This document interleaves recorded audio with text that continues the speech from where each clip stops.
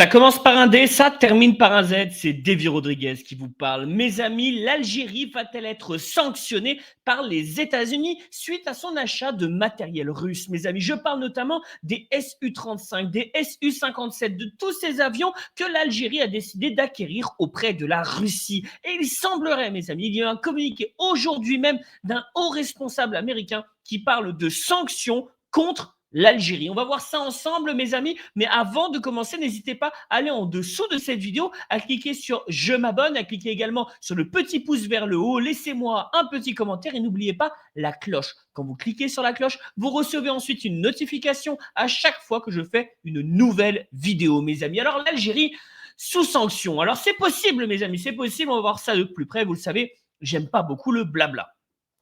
N'hésitez pas à me soutenir tout de suite en allant sur je m'abonne parce qu'on est bientôt 75 000. Vous voyez, c'est un chiffre significatif à partir duquel on peut faire pas mal d'invitations à des responsables politiques, associatifs ou autres pour qu'ils viennent sur cette chaîne YouTube vous apporter également peut-être d'autres éclairages. Alors, mes amis, il est ici le grand problème, selon les États-Unis évidemment, le grand problème de l'Algérie. Vous le voyez, on a eu pas mal d'infos ces derniers jours parlant des Su-35, des Sukhoi 35 qui auraient été délivrés à l'Algérie, encore une fois, puisqu'il y a déjà eu plusieurs livraisons. Et évidemment, ça a été commenté assez largement. Vous le voyez ici, notamment par les voisins de l'Ouest, qui ne rêvent que d'une seule chose, c'est de voir une sanction contre l'Algérie. Vous voyez ce compte, par exemple, monsieur Simon Mohamed Nia Mekouar, qui est donc consultant en géopolitique, sioniste, il le reconnaît lui-même. Enfin, je veux dire, c'est quand même assez amusant quand on est dans un pays musulman comme le Maroc. Enfin bref, qui nous dit ici, le chef du bureau des affaires du Moyen-Orient, déjà c'est pas correct, au département d'État américain, donc au ministère des Affaires étrangères américain, annonce que l'administration Trump s'oriente vers l'imposition de sanctions CAATSA, on verra ce que c'est, contre le régime algérien en raison de l'achat d'avions de chasse de fabrication russe. Et il nous met entre parenthèses comme prédit, parce que tu vois, Simon, il a vraiment la vérité révélée, tu vois, c'est clair, c'est incroyable en fait. Ce genre déjà de manière dont c'est commenté, c'est totalement faux. Ce n'est pas le chef du bureau des affaires du Moyen-Orient. On ne parle pas de s'orienter vers des sanctions parce que quand on lit le communiqué, c'est pas tout à fait ça. C'est même pas du tout ça. Et on nous parle ici de comme prédit, soi-disant le mec, il lit dans une boule de cristal. Alors on va lire le vrai communiqué. D'accord, le vrai communiqué, il est ici. Déjà, il faut citer la source. D'accord, la source, c'est l'agence de renseignement, l'agence plutôt de presse russe, d'accord? Russian News Agency, la TASS, elle est connue comme étant une agence de renseignement russe. Alors, est-ce que ça veut dire que ce n'est pas une agence d'infos crédible? Si, elle est crédible, elle reste crédible, mais on va voir un peu le communiqué de plus près. Il a été publié aujourd'hui même, donc on est le 4 février, il est écrit 5h14, certainement plutôt sur l'heure russe. Que nous dit-on ici?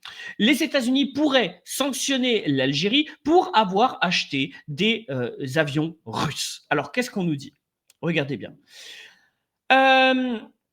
L'administration de Washington pourrait imposer des sanctions à l'Algérie en lien avec le fait que l'Algérie donc acheté des avions russes. Selon Robert Palladino. Qui est Robert Palladino? C'est le responsable du bureau du Proche-Orient, d'accord, des États-Unis d'Amérique, donc du ministère des Affaires étrangères. Le Proche-Orient. Donc déjà, Simon, c'est pas le Moyen-Orient, tu vois, c'est le Proche-Orient. Bon, ça, il suffit juste de parler un peu anglais. Et il dit, ce monsieur Palladino, nous sommes un peu inquiets par rapport à ça, et on lui a demandé, est-ce qu'il serait possible qu'il y ait des sanctions concernant l'Algérie par rapport à cet achat d'avions russes? Réponse, regardez bien. The Department of State is committed to upholding the Countering America's Adversaries Through Sanctions Act, donc le CAATSA, and transactions like those that you have described may trigger that determination. This is something that we will watch closely. Alors, je vous le lis en anglais. Vous voyez, c'est important de lire en anglais et ensuite de traduire. C'est extrêmement important parce que moi, je suis honnête avec vous. Si certains d'entre vous parlent anglais, au moins, ils voient exactement les termes utilisés. Le département américain, donc le département d'État américain, s'engage à véritablement faire respecter le CAATSA. Donc le CAATSA, c'est une loi américaine qui peut amener à des sanctions des pays qui achètent notamment de l'armement à des ennemis des États-Unis. D'accord? Donc simplement, ce qui est dit, c'est le département d'État veut faire appliquer la loi CAATSA. On ne parle pas de l'Algérie pour l'instant. Et des transactions comme celle-ci, comme celle que vous décrivez, pourraient éventuellement pourrait déclencher donc des sanctions. Pourrait déclencher des sanctions. OK? Alors, c'est même pas pourrait déclencher des sanctions, c'est pourrait déclencher le fait que nous souhaiterions faire appliquer la loi. Donc, c'est extrêmement, mais voilà. Et il dit, c'est quelque chose que nous allons regarder de très près. Donc, parle-t-on de sanctions? Est-ce que, si on reprend le tweet de Simon, hein, est-ce qu'on s'oriente vers l'imposition de sanctions? Non, on parle de possibles sanctions, d'accord? Et maintenant, pourquoi est-ce qu'il dit ça, Paladino? Alors, Paladino, vous l'avez ici, hein, je vous mets sa photo ici. Pourquoi est-ce qu'il nous dit ça, Paladino? Pour une raison simple, c'est que si demain, les États-Unis véritablement ne font pas de communication en disant on pourrait imposer des sanctions à un pays qui achète directement de l'armement russe, bah, ça va donner des idées à certains autres pays. Mais les États-Unis ne vont jamais sanctionner l'Algérie. Vous allez le voir pour tout un tas de raisons. Il n'y aura pas de sanctions américaines contre l'Algérie pour plusieurs raisons. Alors, déjà, on va voir ici pourquoi est-ce que nos amis voisins de l'Ouest sont aussi obnubilés par des sanctions contre l'Algérie. Parce que oui, il y a eu dans le passé des risques de sanctions de l'Algérie pour ses achats d'armes en Russie. Celui qui portait cette demande, avant qu'il ne devienne ministre des Affaires étrangères américain, c'était cet homme que vous connaissez ici, Marco Rubio, d'accord, qui, oui, avait déjà écrit, et vous le voyez ici, une lettre directement à Blinken, l'ancien ministre des Affaires étrangères donc de Joe Biden, en disant, regardez bien, vous avez ici un extrait de MENA Défense, super ceci, d'ailleurs je vous invite à y jeter un coup d'œil si vous avez un moment. La Russie est le plus grand fournisseur militaire de l'Algérie. L'Algérie figure également parmi les 4 premiers acheteurs d'armes russes dans le monde, avec comme point culminant un contrat d'armement de 7 milliards de dollars en 2021. L'afflux d'argent vers la Russie, quelle que soit sa source, ne fera que renforcer la machine de guerre russe en Ukraine. Pourtant, les sanctions dont vous disposez n'ont pas encore été utilisées. Je vous encourage à prendre au sérieux la menace que la Russie continue de représenter pour la stabilité mondiale, d'accord? Et donc, c'est en raison du danger russe que, du coup, l'Algérie devrait être sanctionnée pour avoir acheté du matériel à la Russie. Okay, ça, c'était Marco Rubio 2022. 2026, c'est très différent. Alors, évidemment, les voisins de l'Ouest, encore eux, non, ils sont fascinés par l'Algérie. Tu sais, les mecs, ils n'ont jamais autant détesté l'Algérie, mais ils ne font que parler de l'Algérie. Tout le temps, tout le temps, tout le temps, tout le temps, tout le temps. On dirait qu'ils n'ont pas de pays, tu vois. Ils ont besoin de parler de l'Algérie, sinon ils n'ont pas d'existence. Ils nous reprennent aussi sur les réseaux sociaux. C'est un vrai extrême. Mais vous voyez ici un Morocco Intel. Hein, c'est marrant parce qu'ils font de l'intelligence, mais ils n'en ont pas un échantillon sur eux, tu vois, d'intelligence, les pauvres. Et il nous fait ici un lien entre le Front Polisario, qui devrait être considéré comme une organisation terroriste selon eux. Enfin, je vous rappelle quand même que c'est un discours qui nous tient depuis, regardez, 2022. Ça fait depuis 2022 qu'on nous dit les États-Unis vont classer le Polisario comme organisation terroriste. Depuis 2022. On est en 2026, il n'y a toujours pas de classement d'organisation terroriste. On l'a ici, la loi, vous la voyez ici. The Polisario from Terrorist Designation Act, d'accord, qui a été déposé par un certain Joe Wilson, le meilleur ami de Bourita, le ministre des Affaires étrangères marocain. Vous la voyez ici, la loi, elle n'est toujours pas prise. Pour l'instant, on est en attente. Et là-dedans, on essaie de mouiller l'Algérie. Donc, ils ont fait une offensive sur les réseaux sociaux en disant, regardez, il y a la loi sur le Front Polisario, donc l'Algérie sous-entendu, et regardez de l'autre côté ce communiqué d'un obscur fonctionnaire américain, M. Paladino, qui dit qu'éventuellement on pourrait peut-être penser, si c'était possible, de faire des sanctions contre l'Algérie. Discours qu'il est obligé de tenir parce que si demain les États-Unis, lorsque la Russie vend de l'armement à d'autres pays, ne dit rien, il y a plein de pays qui vont le faire. La seule raison pour laquelle certains pays n'achètent pas de matériel russe, c'est précisément parce qu'ils ont peur des sanctions américaines. Parce que sur le terrain, le Su-57, le Sukhoi 57 face aux F-35 américains, les F-35 américains, ils finissent en omelette, tu vois. Il y a eu pas mal de tests. D'ailleurs, même le Rafale français, le Rafale est un excellent avion. Alors vous allez me dire, oui, la guerre, Inde, Pakistan, ok, très bien. Mais le Rafale en combat descend le F-35. Il y a pléthore de simulations qui ont été faites. Le Rafale descend le F-35. Le Sukhoi 57 défend le F-35. Le F-35, c'est un produit des États-Unis d'Amérique pour financer leur complexe militaro-industriel de telle manière à ramener de l'argent au pays.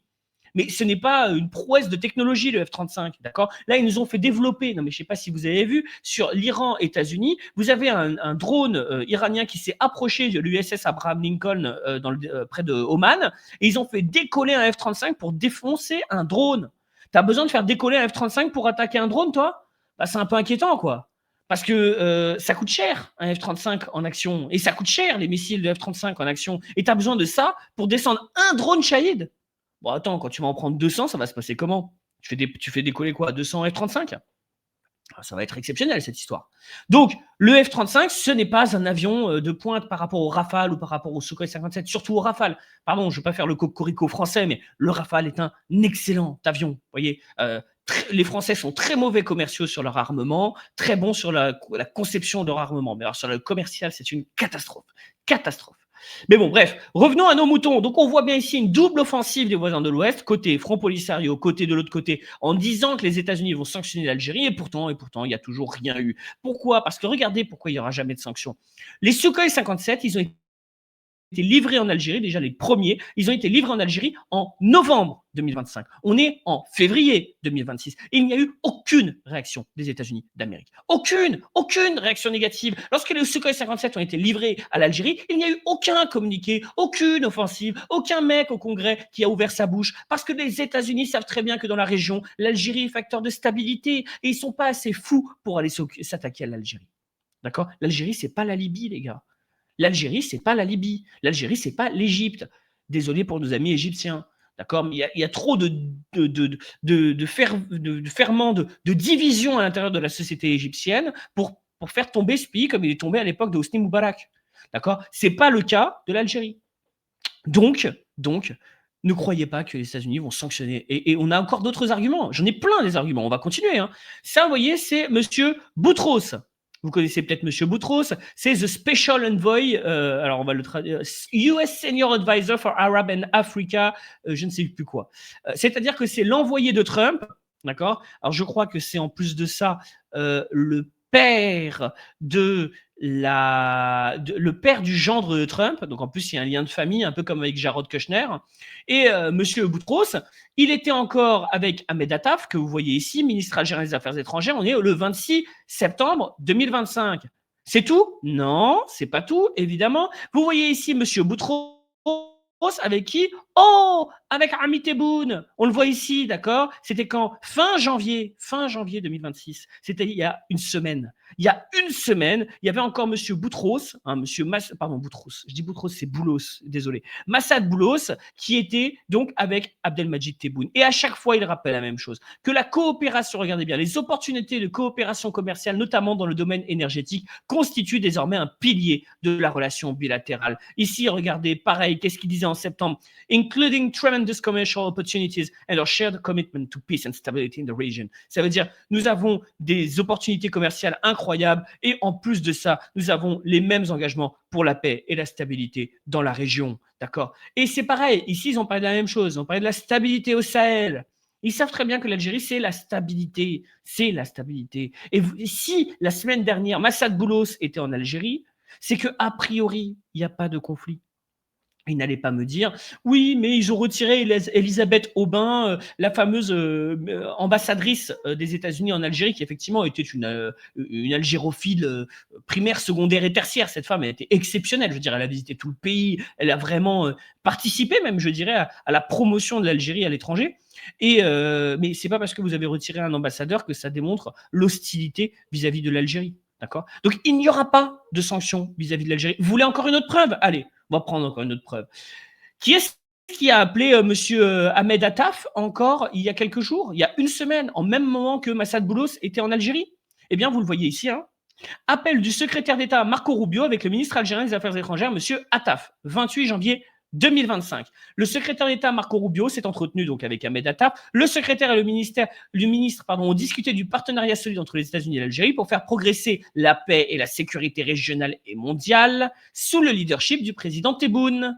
Voilà, qu'est-ce que ça veut dire? Ça veut dire qu'ils savent très bien que sur place, le pays stable par excellence, c'est l'Algérie. Ils ont discuté de la mise en œuvre de l'accord de cessez-le-feu à Gaza, de la libération des otages, du rôle de chef de file de l'Algérie dans l'aide humanitaire à Gaza. Le secrétaire et le ministre ont discuté des moyens d'approfondir la coopération économique et énergétique.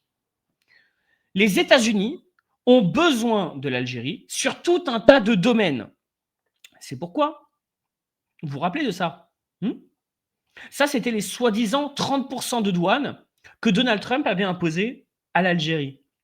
Eh ben, les 30 de douane, faut pas oublier que l'Algérie est membre de l'OPEP, hein. Faut pas oublier que l'Algérie, c'est des exportations, énergétiques extrêmement importantes. L'Algérie n'a pas pris 30 de droits de douane, contrairement à ce que nous disaient, notamment les voisins de l'Ouest. L'Algérie, en vérité, elle a pris 30 de droits de douane sur toutes les exportations, sauf l'énergétique, la métallurgie. Bref, en gros, tout ce que l'Algérie exportait vers les États-Unis, puisque véritablement l'Algérie exporte essentiellement et du gaz et du pétrole et du matériel de construction, ces 2 types d'exportation étaient exonérés de ces 30 de droits de douane. Donc finalement, l'Algérie a senti rien, bulle, aucune douleur de cette décision de Donald Trump. C'était que de la gueule, puisqu'en fait, les exonérations de droits de douane ont fait que la mesure était totalement vide. Parce que les États-Unis ont besoin de l'Algérie sur tout un tas de secteurs. L'Algérie d'aujourd'hui, comme le dit Ségolène Royal, c'est pas l'Algérie d'il y a 30 ans. Aujourd'hui, l'Algérie, elle est nécessaire dans tout un tas de domaines, notamment dans la question d'énergie. Sans l'Algérie, il n'y a pas de stabilité des prix. Or, les Américains, ce qu'ils veulent, c'est une stabilité, voire une baisse des prix.